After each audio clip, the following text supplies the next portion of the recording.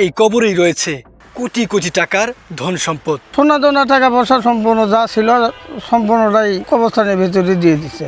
মানে আমার বাপ দাদা মুথাকে শুনে আসতেছি যে সোনা দানা দিয়ে একবার রাখ মাটি দিছে, এক বাটা সোনা যে ওনার কিছু আছে ধন সম্পদ যেটাই থাক ওটা কবরের মধ্যে রাখা আছে। একবার তোলার জন্য চেষ্টা করছিল কিন্তু তুলতে পারেনি। এটা নিচ থেকে একবার ঢালাই করে দেওয়া আছে, একবারে বহুত গভীর অবস্থায়। বগুড়া শহরে এমন একটি কবর রয়েছে যে কবরে সোনা গহনা, হীরা জহরত ও কোটি কোটি টাকার সম্পদ নিয়ে শায়িত আছেন একজন নারী। স্থানীয়দের দাবি, দুষ্কৃতীরা রাতের অন্ধকারে এই কবর খোঁড়ার চেষ্টা করেন, কারণ তারা বিশ্বাস করে এই কবরের গুপ্তধন পেলেই বদলে যাবে তাদের জীবন। কিন্তু প্রশ্ন হলো, মৃত্যুর পর যেখানে মানুষের কাফনের কাপড় ছাড়া কিছুই সঙ্গে নিতে পারে না, সেখানে কিভাবে সম্ভব এমন ব্যতিক্রম এক ঘটনা? আজকের ভিডিওতে আমরা জানব সেই রহস্যময় কবরের অজানা গল্প, তাই ভিডিওটি শেষ পর্যন্ত দেখতে থাকুন। আসসালামু আলাইকুম বন্ধুরা, এই মুহূর্তে আমি আছি বগুড়া শহরে। আর এই শহর থেকেই যাব সেই নামাজগড় এলাকায়, আর সেখানকার আঞ্জুমান ই কবরস্থানে রয়েছে সেই রহস্যময় কবর। আজকে আমরা নতুন এক ইতিহাস জানতে চলেছি। আর এই বগুড়া শহর থেকে প্রায় 4.5 কিলোমিটার দূরে হচ্ছে সেই নামাজগড় এলাকা।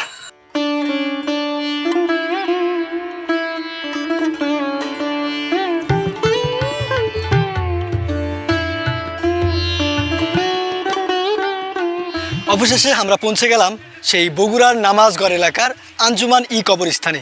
আর এই কবরস্থানে এমন একটি কবর রয়েছে যার বয়স 100 বর্ষের উপরে। রূপজান বিবির কথা আমরা অনেকেই জানি, আবার অনেকেই জানি না। হ্যাঁ, এই কবরস্থানে শায়িত রয়েছেন সেই রূপজান বিবি। তবে এখানে যে এই যে শত শত কবর দেখতে পাচ্ছেন, এই কবরের মাঝে সেই রূপজান বিবির কবর কোনটা সেটা আমাদেরকে খুঁজতে একটু বেগ পোহাতে হচ্ছে।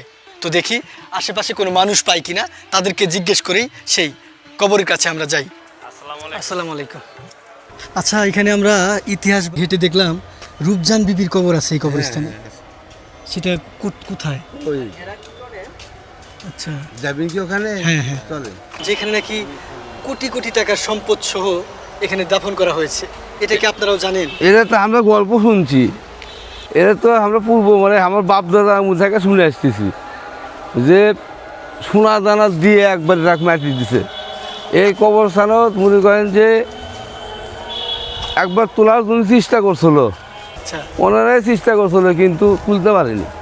আচ্ছা, শুনলাম যে এখানে মানে দুষ্কৃত লোক বা ডাকাতিও করার চেষ্টা করেছিল কয়েকবার। ওই ডাকাতেরাও তুলবার চেষ্টা করছিল কিন্তু এই কবরস্থানে দিয়েও পারেনি। এতটা পরিমাণ শক্তপোক্ত, খুবই শক্তি। আচ্ছা, এটা নিচ থেকে একবারে ঢালাই করে দেওয়া আছে, একবারে বহুত গভীর অবস্থায়। একজন খ্রিস্টান ব্রিটিশ নাগরিক বিয়ে করেছিলেন এই রূপজান বিবিকে। সেই সময় সেই ব্রিটিশ নাগরিক বগুড়া স্টেশনে স্টেশন মাস্টারের দায়িত্বরত ছিলেন। সেই ইংরেজ নাগরিক এই রূপজান বিবিকে দেখে তার রূপে মুগ্ধ হয়ে প্রেমে পড়ে যান। ব্রিটিশ আমলে এই বগুড়া রেলওয়ে স্টেশনে কর্মরত ছিলেন একজন খ্রিস্টান ইংরেজ যুবক। তিনি বগুড়ার রূপজান বিবি নামের এক মুসলিম কন্যাকে ভালোবেসে ফেলেন। রূপজান বিবি ছিলেন অনিন্দ সুন্দরী। তার রূপ ও ব্যক্তিত্ব এতটাই মুগ্ধকর ছিল যে ইংরেজ যুবকটি তাকে বিয়ে করার জন্য এক প্রকার মরিয়া হয়ে ওঠেন। তবে সে সময় সামাজিক ও ধর্মীয় প্রেক্ষাপটে এমন একটি সম্পর্ক মেনে নেওয়া মোটেও সহজ ছিল না। ভিন্ন ধর্ম ও ভিন্ন সংস্কৃতির এই প্রেমকে ঘিরে সৃষ্টি হয় নানা আলোচনা, সমালোচনা ও বাধা। তবুও দীর্ঘ দেন দরবার, পারিবারিক আলোচনার পাশাপাশি স্থানীয় প্রভাবশালী ব্যক্তিদের সহায়তায় শেষ পর্যন্ত তাদের বিবাহ সম্পন্ন হয়। এই সেই রহস্যময় কবর, রূপজান বিবির কবর। এই কবরকে নিয়েই এই এলাকায় বা এই বগুড়া অঞ্চলে এতটা ইতিহাস, এতটা রহস্য ছড়িয়ে ছিটিয়ে আছে। ব্রিটিশ নাগরিক এই রূপজানকে বিয়ে করার পর যখন অন্তঃসত্ত্বা হয়ে যায়, তখন সেই সময়ে এই বগুড়াতে উন্নত চিকিৎসা ব্যবস্থা ছিল না। যেজন্য সেই ইংরেজ নাগরিক বা ব্রিটিশ স্টেশন মাস্টার তার স্ত্রী অর্থাৎ রূপজান বিবিকে নিয়ে যায় কলকাতায় উন্নত চিকিৎসার জন্য। কিন্তু সেখানে গিয়েও রূপজান বিবিকে বাঁচাতে পারেননি। পরবর্তীতে তার মরদেহ বগুড়ায় এনে শহরের আঞ্জুমান ই গোরস্থানে দাফন করা হয়। লোকমুখে প্রচলিত আছে তার প্রিয় গহনা, সোনার অলংকার ও হীরা জহরত সহই তাকে সমাহিত করা হয়েছিল। 1 বছর 2 মাস 3 মাস হতে বিয়ে হওয়ার তারপরেই উনি তো মৃত্যু হলো, মহিলা আর কি। আর স্বামীরও যা ছিল বড় যা ছিল একবারে উভয় ভারতই সম্পূর্ণটাই কবরস্থানের ভিতরে রেখেছে। মানে কি ছিল ওই সোনা দানা টাকা পয়সা সম্পূর্ণ যা ছিল সম্পূর্ণটাই কবরস্থানের ভিতরে দিয়ে দিচ্ছে আর কি। এখানে কি মানুষজন দেখতে আসে কবরটা? বহুত মানুষ, অনেক মানুষ হ্যাঁ বহুত আছে। যারা বাইরে থেকে আসে যখন শুনলে তখন আর আসে, দেখে খুঁজে পায় না, ওই আমাকে লোকজন খুঁজলে তখন দেখে দেয়, আচ্ছা। তখন আসে দেখে তো দেয়। বন্ধুরা, আপনারা শুনতে পেলেন যে এটা দেখার জন্য কৌতূহলী যে মানুষগুলো আছেন তারা কিন্তু প্রতিনিয়তই এখানে আসেন। এক বাটা সোনা, এক বাটা শোনা। এক বাটা বাটা বুঝতে বুঝেন না, হ্যাঁ। পানের বাটা এক বাটা সোনা। আচ্ছা, এই কবর নাকি ওই ভাঙার চেষ্টা করছিল অনেকে। হ্যাঁ, অনেকে লয় একজন একজন ওই কাগজ টাকাত কাগজে 200 টাকার পারে নাই। আগুন বাড়াচ্ছে তো লোক বা খ্রিস্টানও ভালো লোক, এই মহিলা ভালো লোক। এই মহিলা তো বিয়ে বসবি না, এই যে এই জায়গাটা তার নামে লিখে দিচ্ছে। আর কি চাই সব দিব। তাও বিয়ে করবে, পরে করছিল বিয়ে। হ্যাঁ, বিয়ে করবে। মানে সেই আমলে মনে করেন 10 লাখ টাকা পায়। 150 বছর 10 লাখ টাকার জানেন আপনি, বগুড়ার অর্ধেক শহর কিনা। তাও বিয়ে এই করছে। বগুড়ার অর্ধেক শহর কিনা হবে, তাও বিয়ে করছে। স্টেশন মাস্টার ছিলেন। বেশি মাত্রা আছে। এই কবরের ভিতরেই রয়েছে কোটি কোটি টাকার সম্পদ। এমনকি জানা যায় সেই সময় এই কবরকে উঠানোর বা ভাঙার চেষ্টা করা হয়েছিল সেই সম্পত্তিগুলো উদ্ধার করার জন্য বা দেখার জন্য। এমনকি এখানে ডাকাতেরা আক্রমণ করেছিল বা চোরেরা আক্রমণ করেছিল এই সম্পদ নেওয়ার জন্য, কিন্তু সবাই ব্যর্থ হয়েছেন। কেননা এখানে এই যে ঢালাইটি দেখতে পাচ্ছেন এতটা পরিমাণ শক্ত।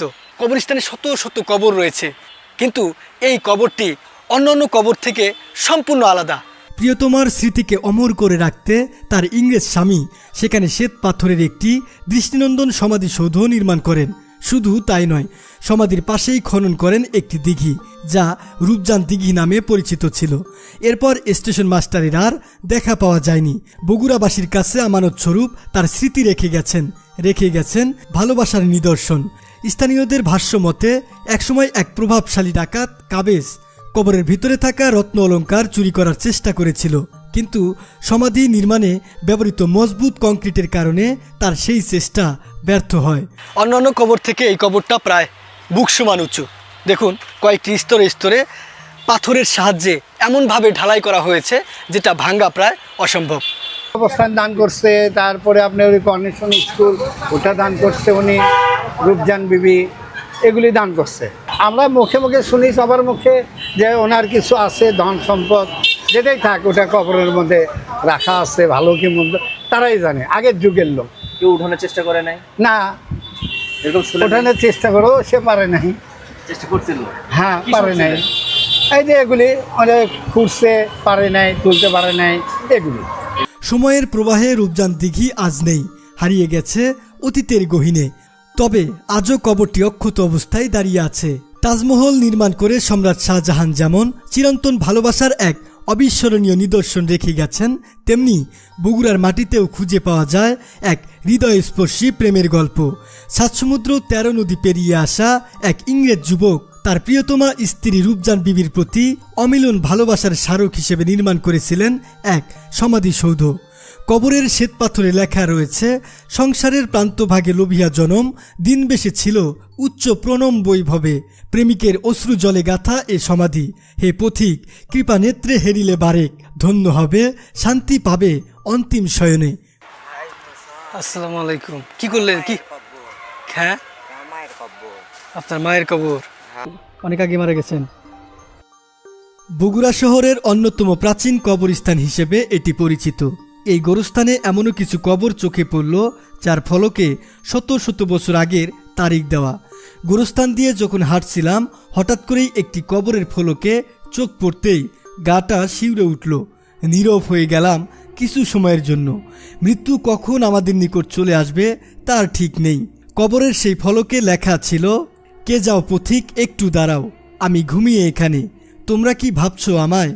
আমিও ছিলাম তোমাদের মাঝে, শয়ন স্বপনে যেও না ভুলে, একদিন আসিতে হবে এমনি ভাবে, একাকী নীরবে শেষ বিদায়ের পথযাত্রী হয়ে। বন্ধুরা, লোকমুখে প্রচলিত এবং ইতিহাস ঘেঁটে যা জানলাম তাই আপনাদের সামনে উপস্থাপন করলাম। ভিডিও সম্পর্কে আপনার মতামত কমেন্টে জানাবেন। আজ বিদায় নিচ্ছি। সবাই ভালো থাকবেন, সুস্থ থাকবেন। আসসালামু আলাইকুম।